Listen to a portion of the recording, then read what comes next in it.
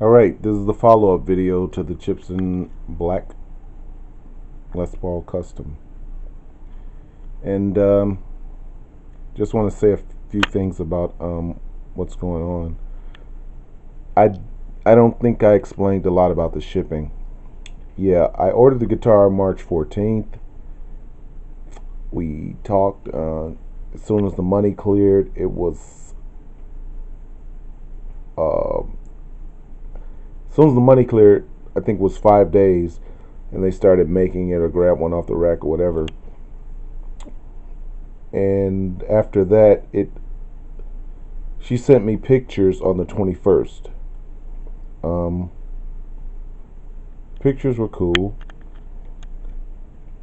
I mean, the guitar is a good guitar, you know. So anyway, on the 24th, it was shipped from China.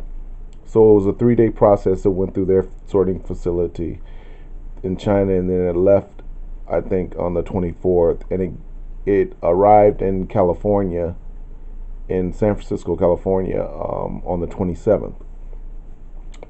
It arrived in the morning, I think. Anyway, it went through customs, and I'm like, oh, here we go, you know. But it went straight through customs. They didn't open the box. They didn't, check anything, but it went straight through. But it took 8 hours to get through customs.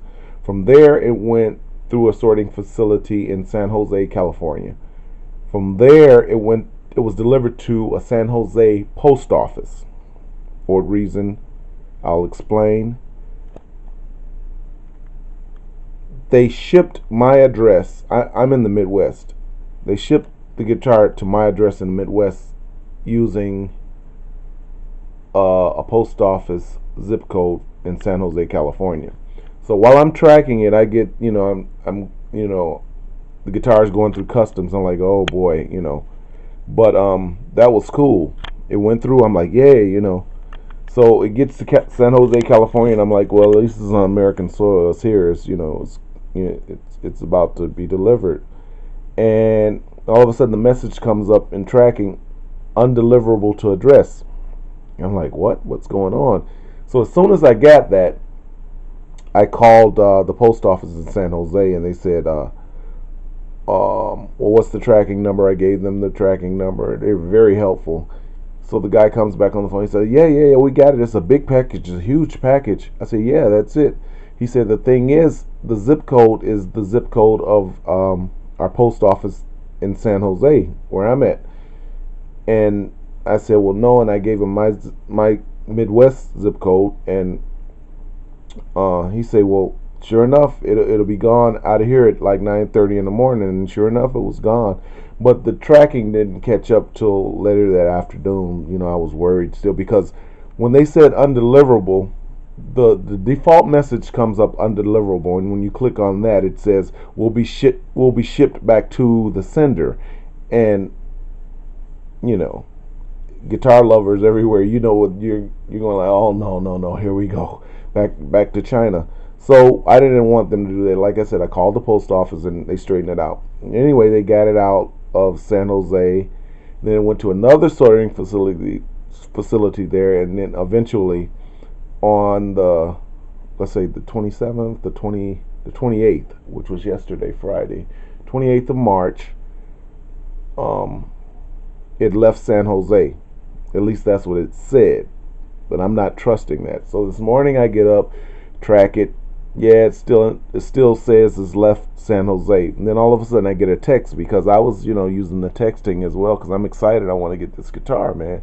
So I get a text saying, yeah, it's at the facility in your area. It's at the sorting center in your area. So I'm like, oh, cool.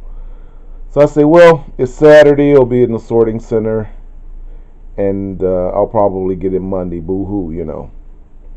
But I get another text saying out for delivery. So I'm saying, yeah, out for delivery means it's on a big truck, a semi, and it's going to your post office to drop off the mail in your area.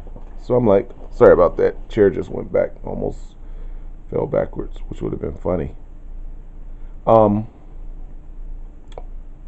And I thought it was, just a truck carrying the mail that's going to take it to the post office to be sorted, to be delivered Monday. So I decided to track it again just to see if that message came up. Yeah, out for delivery. And while I was tracking it, I get a phone call in my apartment saying to come downstairs at the mail carrier's down there with the package for me. And sure enough, it was the guitar, which was cool, you know. Now, in the previous video, I explained about a gold top Les Paul I had ordered from a Linda Lee. Sarah Lee, I ordered this guitar from just by listening to China Guitar Skeptic and some good things she did for him, and he didn't recommend her, and I'm not recommending her either. But I ordered this from Sarah Lee on AliExpress, and the other guitar, the gold top, was from Linda Lee on AliExpress. And as I explained before in the other video, you know, I ordered that guitar December 10th, hoping that I could get it for Christmas, you know, and then hoping I could get it for New Year's, then hoping I could get it for Valentine's Day, then hoping I could get it for my birthday the next month. But that didn't happen, and she kept giving me excuses about the Chinese holiday, the snowstorm in New York. Yes, I'm going to get my guitar. Of course, I'm going to get my guitar. Well, as it turns out, I didn't get the guitar, and I ordered this guitar, like I said, March 14th. I got it. I'm happy. More about that later.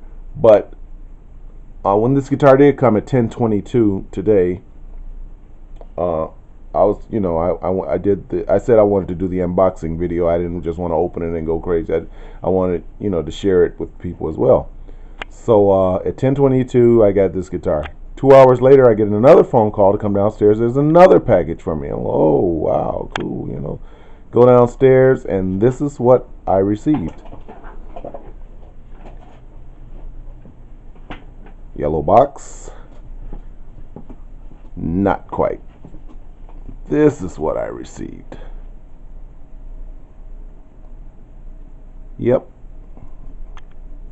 I don't know if you guys can see that. U.S. Customs and Border Protection. And they want you to know that we're doing a great job.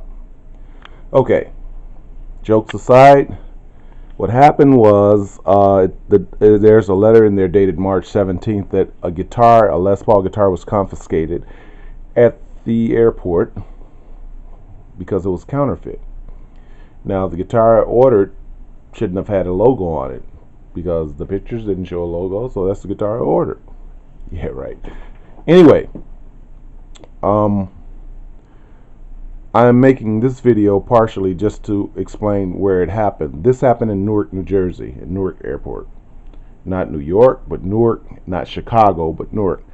Which is surprising to me because, you know, from watching these videos about these Chibsons, which are great guitars, I heard that they were confiscating them in Chicago.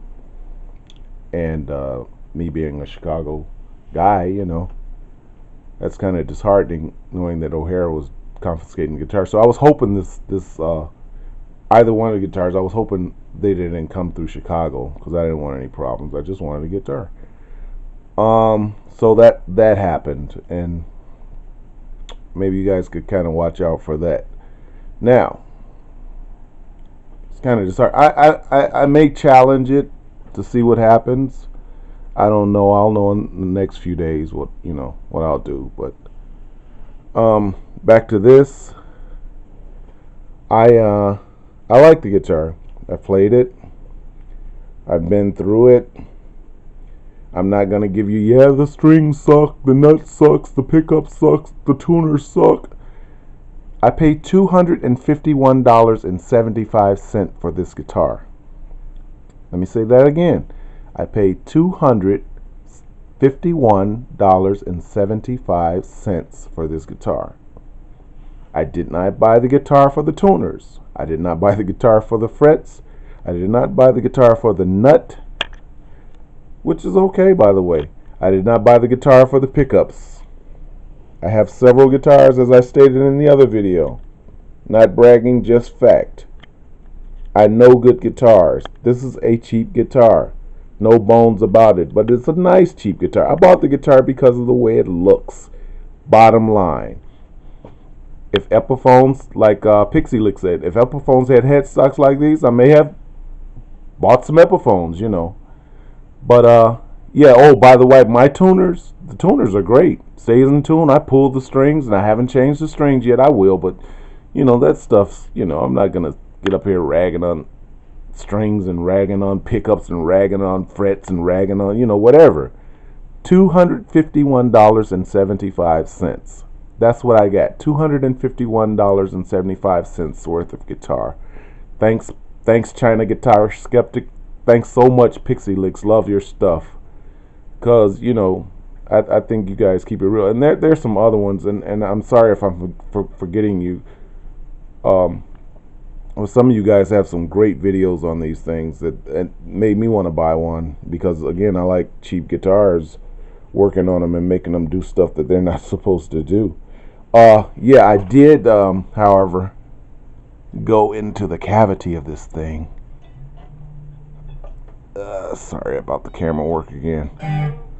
Yeah, let's see if I can get some light on it. And I must say that it's one of the cleanest cavities I've seen. I don't know if you guys can see that. But yeah, it's one of the cleanest cavities I've seen. I'm gonna change the pots because I'm gonna do some type of freaky wiring. Not because they're cheap, or not because I'm this stuff is crap. That's what you know, you hear people say these things, man. And again, I play music professionally, so you know, this stuff doesn't bother me. The pickups aren't wax potted, I can tell you that. They're not wax potted. And the bridge and things, you know, maybe over time, maybe I'll change them right away, maybe I won't. But it's a good, fun guitar. The only thing is, I will say this about this guitar though.